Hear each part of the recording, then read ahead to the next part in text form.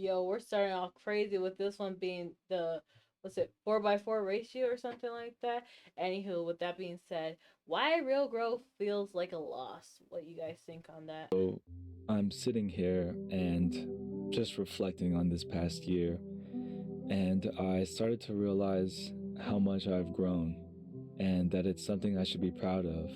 But then I also have this lingering thought in the back of my mind that it's also been one of the most painful years of my life. And I started to think there's a lot of pain involved with growing. When I hear about growth, I usually think about something that's exciting and positive, like a breakthrough moment or a dramatic transformation. That's why people love the idea of a New Year's resolution. We set a goal that we think will change our lives and make us look completely different by the end of the next year. But the growth I experienced was nothing like this. I don't have Um, I feel like for me, I feel like I went backwards. Even though people will say you grown, but I feel completely opposite because of everything that's transpired in my life. But at the same time, I know I grown because of the things I were able to achieve. Like I'm almost at 4K in my other channel. This channel is close to 1,000. Maybe it'll be 1,000 by the time this video uploads. Who knows? And you know stuff that be happening outside life, but it still doesn't ever feel like enough because for you, it won't ever feel like enough because you just want to keep improve yourself. It's like you have that one dimensional. It's like it's never enough. It's never enough. a dramatic before and after photo that I could post on my socials. When I reflect on how I've changed, I think about things I've let go, the time I spent questioning who I actually am, and all the moments when it felt like I was just stumbling through the dark. Social media makes us think that growth is a straight line, loud and flashy, but real growth is messy, uncomfortable, and sometimes deeply painful. Hmm. At least that's what I experienced. And the pain is Bro, sometimes growth means cutting people out of your life in order to improve yourself. And so you have to deal with the fact that, you might have a lot less people in your life, but it's for the better of you. Then there's also growth in the aspect of realizing that you was wrong and you have to take accountability. And then there's growth where you can realize that you're never gonna be enough to some people, like the way you think and whatnot. So you should just like have your mindset and try to grow off of that. Like for the longest time, you could try to appeal to everyone, but even then, you won't probably appeal to everyone because you can't appeal to everyone. It's really tough to do. a necessary part of the process. To grow means to change, and change is naturally uncomfortable. Who doesn't want stability and familiarity? It's why we cling to routines and relationships that may not help us anymore. They're familiar and they make us feel safe. When we start to grow, we disrupt that sense of safety. And when that goes away, we start to feel anxiety or emptiness because we're changing our circumstances. We're changing ourselves. Think about starting a new habit, like waking up early to exercise. At first, it feels like you're losing sleep and comfort and whatever routine that you had before. Your body is probably resisting, and your mind tries to convince you it's a waste of time, and everything is telling you to give up. That discomfort is a natural reaction to change, but it doesn't mean that the change is bad. Growth is painful because we're getting rid of the old to make way for the new, and that's never easy. One of the hardest parts of growth is letting go of old habits, old identities. Told you, even some people. Yeah, growth is so hard. Um, Especially when you don't see in the moment because you keep comparing yourself to other people. But you just gotta keep going. You gotta keep going, chat. You really do just have to keep going and see where it takes you because it is one of those things where it's gonna be tough, but in the long run, it hopefully pays off. Communities, sometimes even people. These things might have defined us for years, shaping how we see ourselves and how we see the world. Letting them go feels like we're losing a part of who we are, even if it doesn't align with what we want to become. I learned this firsthand when my dad passed away last summer. He was such a strong presence in my life, even when we stopped talking every day. He and I share the same first names. I'm a junior and he was a senior. So my whole life, I felt like I had this name that I had to live up to become a better version of him. When he died, that part of my identity also felt like it went away. I wasn't just the eldest son anymore. I couldn't ask for his advice or for him to bail me out of a tough situation. Growing up meant stepping into roles that I wasn't ready for, like being the head of the house and taking care of my mom and my brothers. Letting that go initially felt like I was losing a part of myself and a connection to him. But as time passed, I realized that letting go didn't mean losing my connection. It meant honoring it in a new way. It meant that I outgrew that part of me. And outgrowing something doesn't mean that it's bad. It just means that whatever you outgrew doesn't align with what you're turning into. This could be a job or a mindset or even a relationship. Maybe you've been friends with someone for years or even in love. But as you grow, you might realize that your priorities don't align. Outgrowing can be painful because it comes with a sense of nostalgia and guilt. You might feel like you're abandoning something or someone that was important to you at one point, but that's a sign that you're changing. It's not. Hmm. Um, I don't know if it would be considered betrayal, failure. I think it really all depends because some people just lose communication and some people choose to lose communication, right?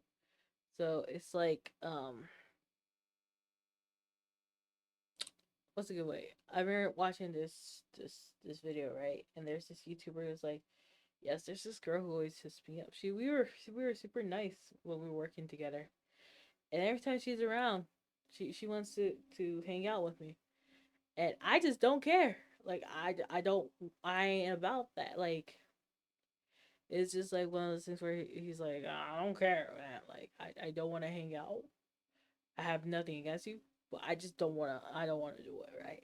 But instead of just like telling that person, nah, I'm good, cause uh, they they don't want to be rude about it. But at the same time, I feel like that's a sense of rudeness too, just leaving the other person hanging for them to get the hint that you don't want to hang out.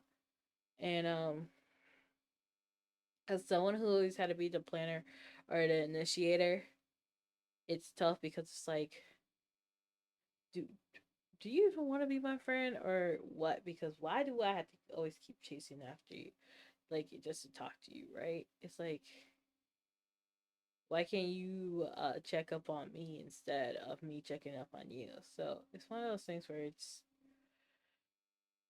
it's a slippery slope, but it's something you just gotta be like, are you really okay with doing this, or are you done? Like, forget about it. Failure or betrayal. I experienced this with a group of friends that I've known since elementary school. As we grew older, especially in this year, it felt like we were going in different directions. They were prioritizing things and experiences that I wasn't. And at first, I tried to hold on. I thought if I could just bring them with me, we can keep things the way they were. But the truth is, you can't force somebody to grow with you in the same direction or even at the same pace. I started to notice that our conversations felt empty, like something was missing, and our friendship just wasn't the same anymore. I felt guilty for pulling away, like I should have done more to keep the friendship up. But deep down, I knew that holding on to it would have only held me back. Outgrowing that friendship felt like losing a piece of my childhood, leaving all those inside jokes and late nights of straight yapping. But over time, I realized that letting go wasn't about turning my back on them. It was about respecting what we had while making space for what's ahead. Some relationships aren't meant to last forever, and that doesn't make them any less meaningful. Oh my goodness, that's Oh my goodness, that hit. Um, so like, yeah, especially during the COVID area, you know, people will be like, "Oh, college is where you meet all your friends for life," or X, Y, and Z.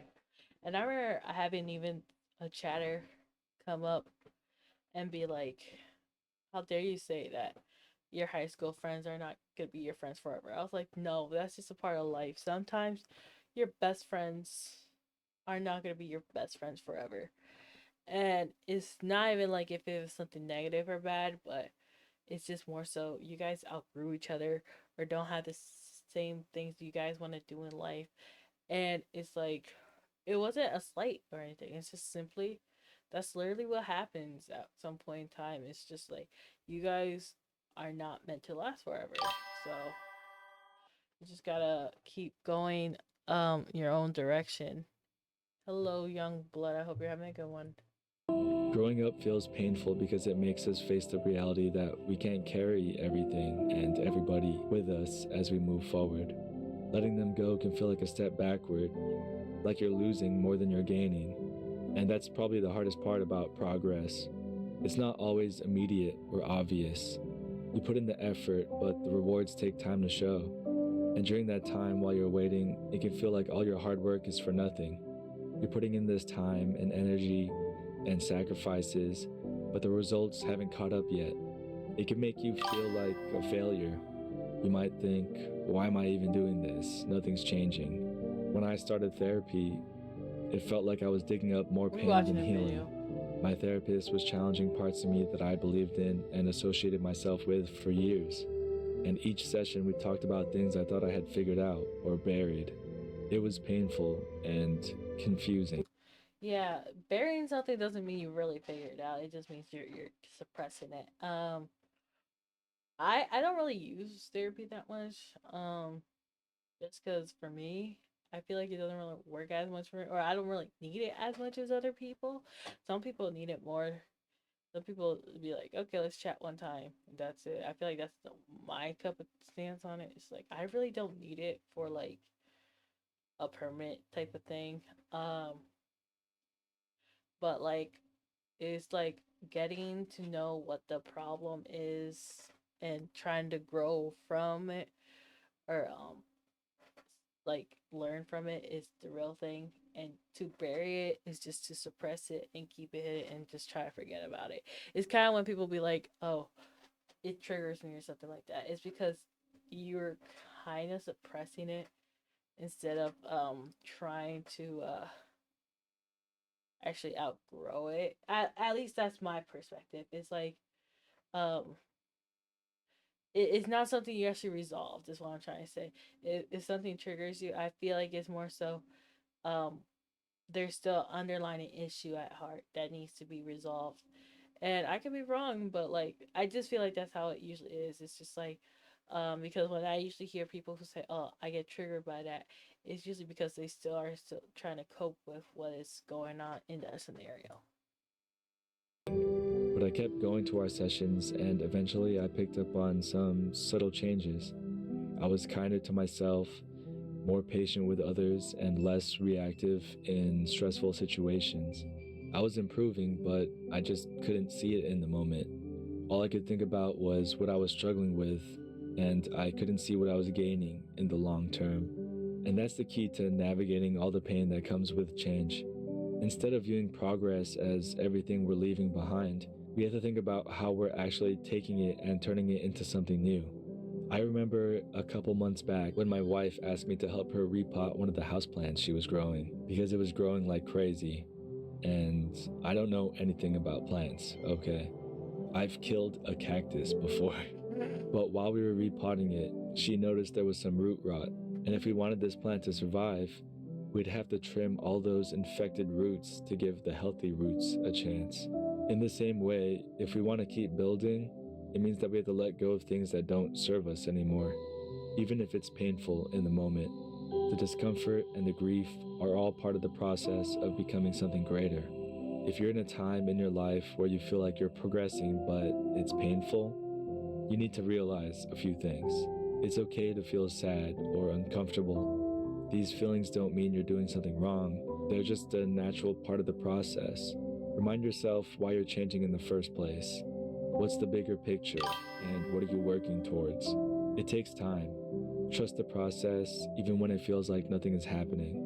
Every time we move on from an old habit, or a mindset, or even a person, we make space for something new to take its place. The pain is a sign that you're becoming a more authentic version of yourself. Growth is hard, but it's also really beautiful. So keep going. Every day you're getting closer to who you're meant to be. Cool? Later. So what do you guys think? Um, yeah. In order to grow, sometimes you have to remove some attachments to your life to grow, which is hard to do, but ultimately, it will probably help you out in the long run. But yeah, let me know your thoughts down below. Um, if you want to watch more, feel free to watch the next video. Oh my goodness, there's a bug. Ah! And with that being said, it's JJB signing out. Bye.